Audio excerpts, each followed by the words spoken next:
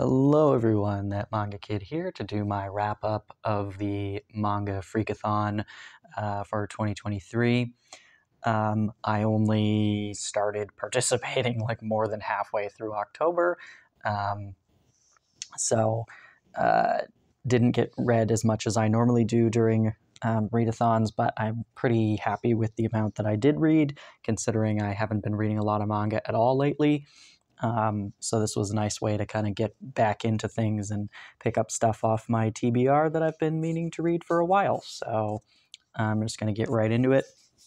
I started off with the third omnibus of PTSD Radio. This is as complete as it's going to get, unless by some miracle this creator decides to continue writing it, which is unlikely. But this actually contained content I had not read before because I own the first 5 volumes digitally, but not the 6th. And so this one, the second half of it, was stuff I hadn't read before. But this is truly one of the creepiest things that I've read in manga, because it's so like shifty. It does follow kind of an overarching kind of folklore or just situation, I guess, that's spanning, generations, but it jumps over timelines and it jumps to characters, and you don't get to know characters because it's literally just like a few page snippet of one instance, and then it jumps to another character in a different instance, but the imagery is so creepy and just really jarring, and you'll be like looking at something, you're like reading through the pages, and then all of a sudden you turn the page to the creepiest thing you've ever seen. And so it is the best, I think, at jump scaring in manga that I've ever seen, because obviously you don't have the addition of music and other things to aid in the terror, but it's in terms of just like creepy imagery and really kind of frightening scenarios. This is really well done, for sure. Definitely a good thing to read during October. Next up, I had volume 14, the newest release of Blood on the Tracks. Definitely a creepy read for sure. Unsettling, I guess, is the word. It's definitely like a psychological kind of thriller. We're now into, as with pretty much every Oshimi work that is not just a one-shot, there is a time skip, and we're in the second half of the series where the main character is an adult now, and dealing with the aftermath of everything that happened in the first bit of the story when he was younger. But yeah, it still continues to be an excellent series. I am interested to see how it all, wraps up, and where it's going from here. So in the same vein, welcome back, Alice. This is volume 5, again, the newest release, also by Oshimi. I really like this title so far. This one is not so much creepy or anything, more so in the same vein of like Flowers of Evil, where it's unsettling, because the behavior of these young teenagers is, their psychological state is concerning. Let's say that. Yeah, it is interesting because this one does actually have a lot of similarities to Flowers of Evil in terms of the characters and the way they're behaving. And it is interesting to read now. Obviously, Flowers of Evil was written over a decade ago, and this is his newer series. So it is interesting to see how he's kind of like grown as a creator and kind of expanding on those topics that he was exploring back then in that work, which is one of my favorites, and adding other elements and different things, not to mention the updated and far superior art style, as he's grown as a creator. But anyway, it continues to be a great work. Next, I read volume 4 of Kowloon, Generic Romance. Definitely a creepy undertone to this one as well. Mystery, sort of. I would also use the word kind of thriller because it is unsettling. It's like a weird calmness, but you know that something sinister is kind of brewing under the surface, and you don't know, and the characters don't really know truly what's going on. It is definitely an excellent read so far. And then I read, I don't know which omnibus because I don't want to do math, but it's volumes 13 and 14 of Tokyo Revengers. Continues to be a series that I greatly enjoy. I love reading about delinquents, particularly youth delinquents. Yeah, definitely, obviously not horror, but it is certainly upsetting, the violence and the stress that the main character is under and all that as well. Then I read the 4th volume of Killing Stalking. If there's anything to read in October, it's this. This is creepy beyond all reason.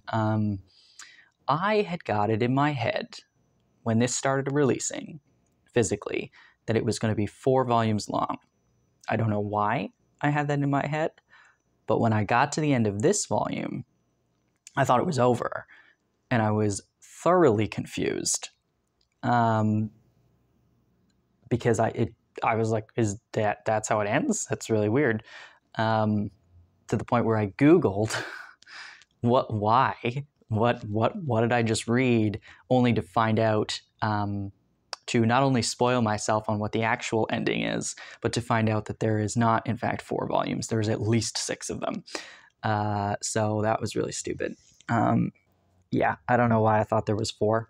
But anyway, so I will continue to keep buying it, even though now I know how it ends. But yes, it's definitely creepy. It's about a serial killer and his stalker, who then becomes a prisoner in his home, and gets roped into all the shenanigans.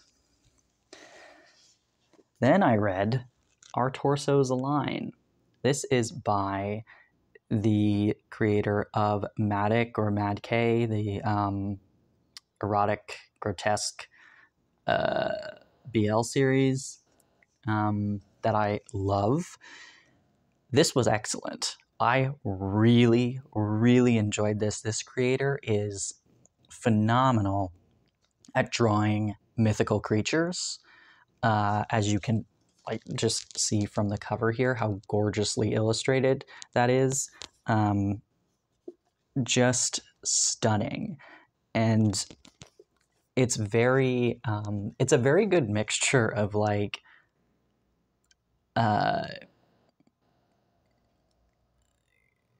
some kind of creepy and eerie stories, and then also some really, really sweet, cute, and kind of funny ones.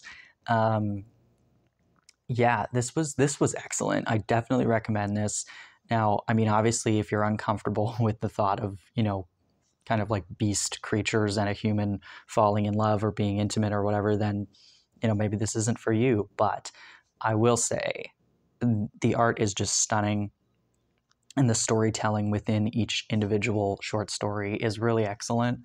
And yeah, this creator knows what they're doing. They know what they're good at, and they are excelling at it.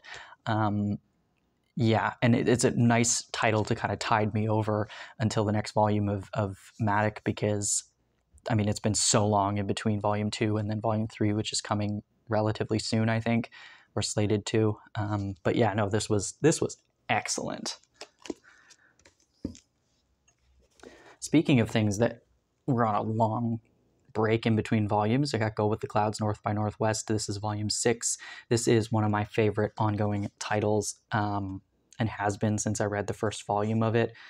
Between volume 5 and 6, there was, I think, well over a year of a wait time, which was unfortunate, and I'm sure it's going to be a long time before the next one too. But this is a beautifully illustrated story that takes place in Iceland. And it definitely does have a creepy undertone because there's some mystery surrounding our main character's younger brother who has some very unsavory rumors around him. And then also, I won't spoil what has happened at the end of volume 5 / beginning of this volume, but there's definitely a lot of shady situations going on that you know, we don't understand fully what the big picture is, and neither does the main character. But it's definitely a nice mixture of like slice of life, but also a mystery. Next up, I read Kyoko Okazaki's River's Edge. So cool that we're getting another Okazaki work after so long. I have Pink and Helter Skelter, both of which are excellent in my opinion. And so when this was announced, I was super excited. This was great. Definitely creepy. I will be doing a full review of this one as well, so look out for that video if you're interested. But yeah, again, Kyoko Okazaki knows exactly what she's doing, and again, she does it very, very well. And yeah, this was definitely a good October read. I'll just say that. Yeah. Next up, I got Minami's Lover. This is a Fantagraphics release. This definitely for mature audiences. This turned out to be unsettling. This is about a high school boy whose girlfriend has shrunk into this like tiny, she's probably like 2.5 inches tall or something. She's very, very small. Maybe she's like 3 inches. I'm gonna give her that. But he's now stuck taking care of her in this tiny doll-like state. It is definitely erotic, and it does say that on the back, I think, as well.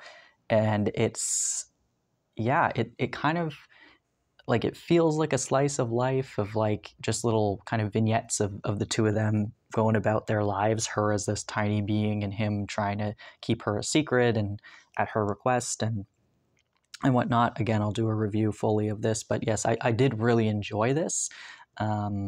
It did not end how I was expecting.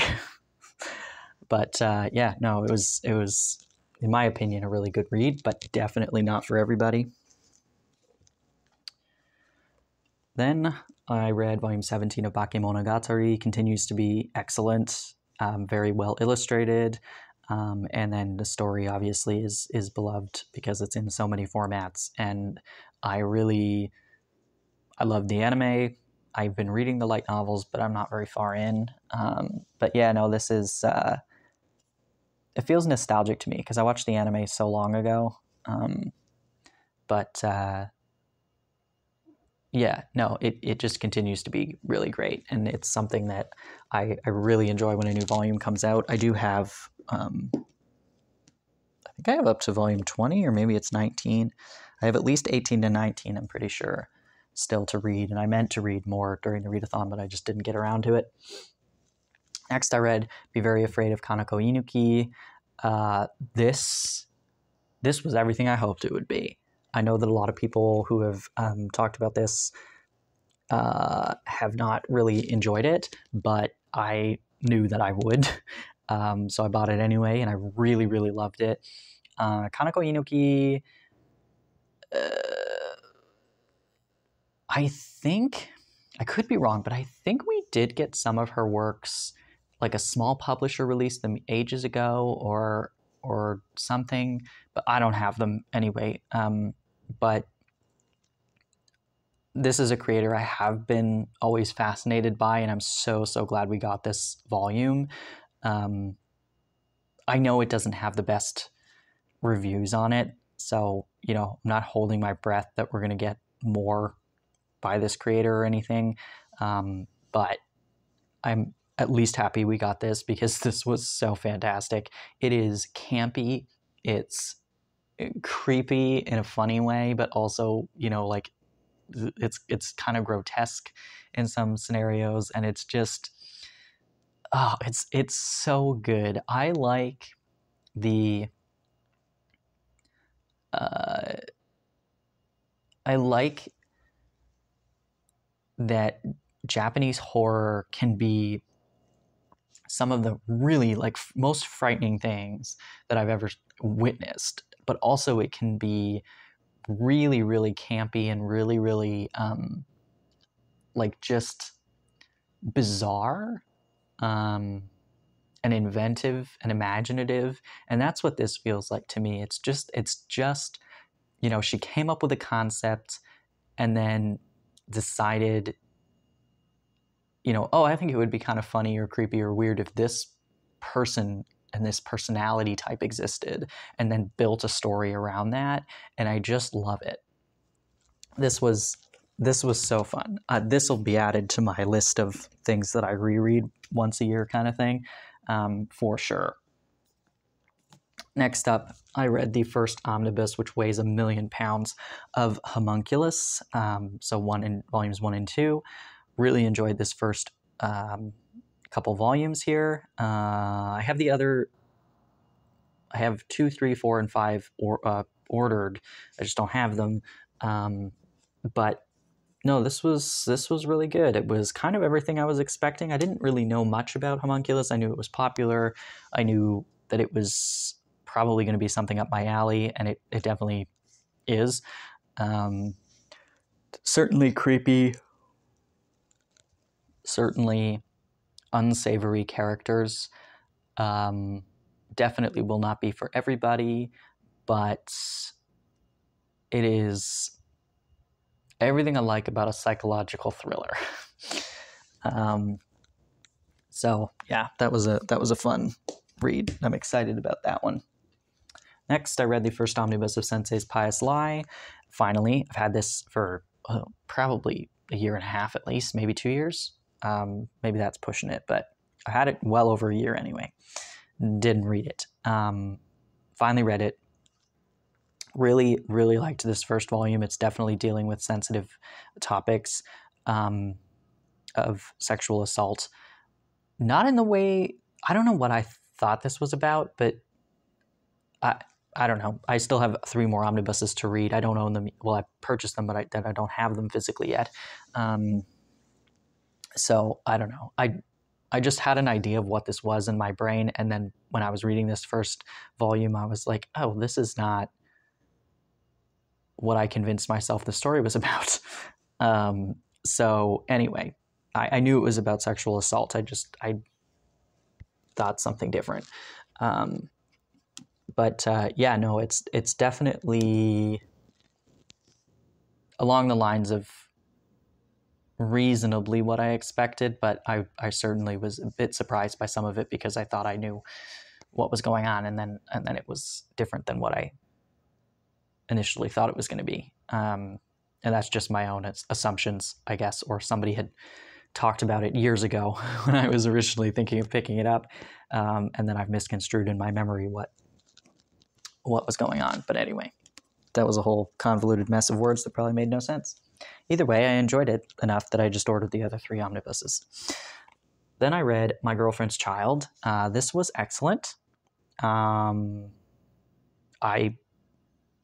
had never heard of this work prior to seeing the release of it. Purchased the first volume because I figured it would be something I would really enjoy.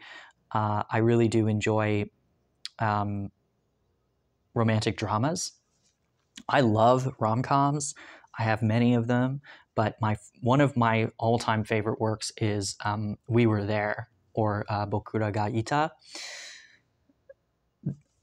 And this definitely kind of slots into that category of romance, where it is quite solemn and definitely a melancholic sort of feeling,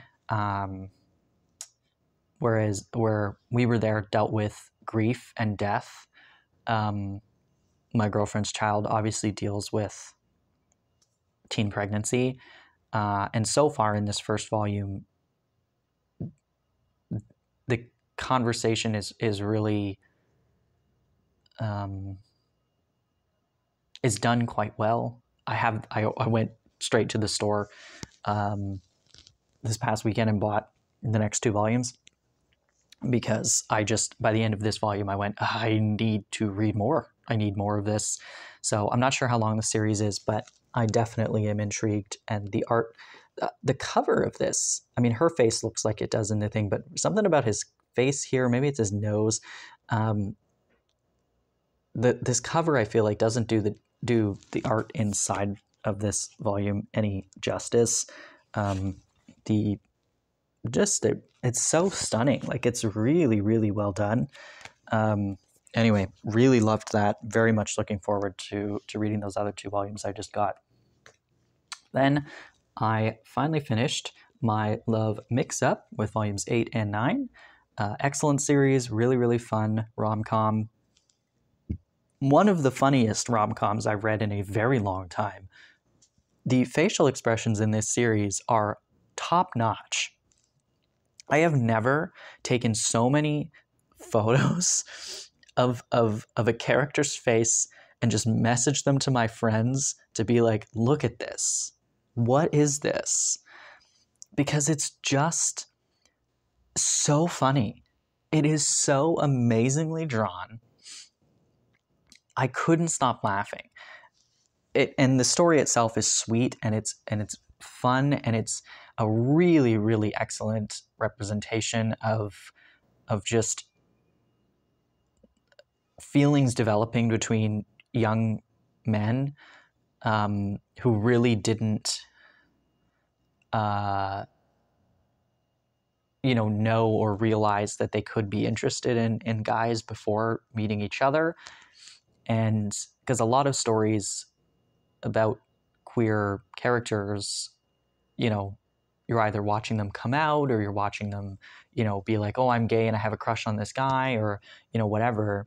Whereas, that's not everybody's reality. Sometimes and I have friends who literally have just existed in the world thinking they were heterosexual, and then they met somebody who just changed their world and their perspective. And, sometimes that happened when they were teenagers or young adults, or sometimes it happened when they were in their 40s, 50s, and they were already married or already with somebody, they have children, and then they meet somebody and they go, oh my God, like, I just never thought this was a possibility and never really gave it any thought. And now I've met this person who's just changed my reality. And I think that, having a story like that really does make things more relatable for people who that is their experience. And yeah, just excellent. Not Halloween related at all, but just one that I felt like reading. And then because I was in a romance mood, I picked up Love at 14, Volume 12, again, the end of the series. Yeah, this was just a sweet, cute one. Look out for my final review of the series coming out sometime soon. But yeah, no, excellent series I've been collecting for a really, really, really long time. Definitely not for everybody, but it was a fun romance for what it was. Then I read Die Dark, finally. I like Q Hayashida. I really like Dorohedoro, as did many people. Die Dark, very similar, but that's fine. I enjoyed this first volume. I think it's interesting. I think that it is... there's a lot of similarities to Dorohedoro so far. Again, I haven't read past Volume 1 yet, so I have 2 more to read so far. But, I mean, I read Q Hayashida for ridiculous, over-the-top, grotesque, comedy, just bizarre setting and characters and whatever. So yeah, it definitely delivered on that. And this is a really excellent release by Seven Seas. It's just a really nice volume physically in and of itself. And then the final thing I read for the readathon was the next 3 volumes, 4, 5, and 6 of Heavenly Delusion. This is a sci-fi series put out by Denpa, and it's pretty excellent. I really enjoy it. I thought I had read volume 4 already because I've had it for a while. Turns out I didn't, because I started trying to read volume 5 and went, what the heck is going on? And then I picked up volume 4 and went, oh, I didn't read this one. So, yeah, it follows kind of these two who are on the outside area, the kind of desolate area where there's a lot of violence and different things going on. And then there's the characters that are within some kind of facility. They're all very young kids who are in this like weirdly medical sort of facility. And so the dichotomy between the two worlds, you're trying to figure out how they're connected, like what's going on outside and is it related to what's going on inside this facility, and, you know, all that kind of stuff. So yeah, it's definitely interesting. It's definitely very dark. It's definitely very unsettling and unnerving. But yeah, we got a few answers in this block of volumes, but still a lot of questions. So yeah, that's everything I read for the readathon. So thank you to the hosts, as always. I had a lot of fun participating, even though, like I said, it was well over halfway through the month by the time I realized the readathon was happening and then started reading. Yeah, no, I got some good stuff off my TBR and really enjoyed getting into the stuff that I picked up. So thank you for watching.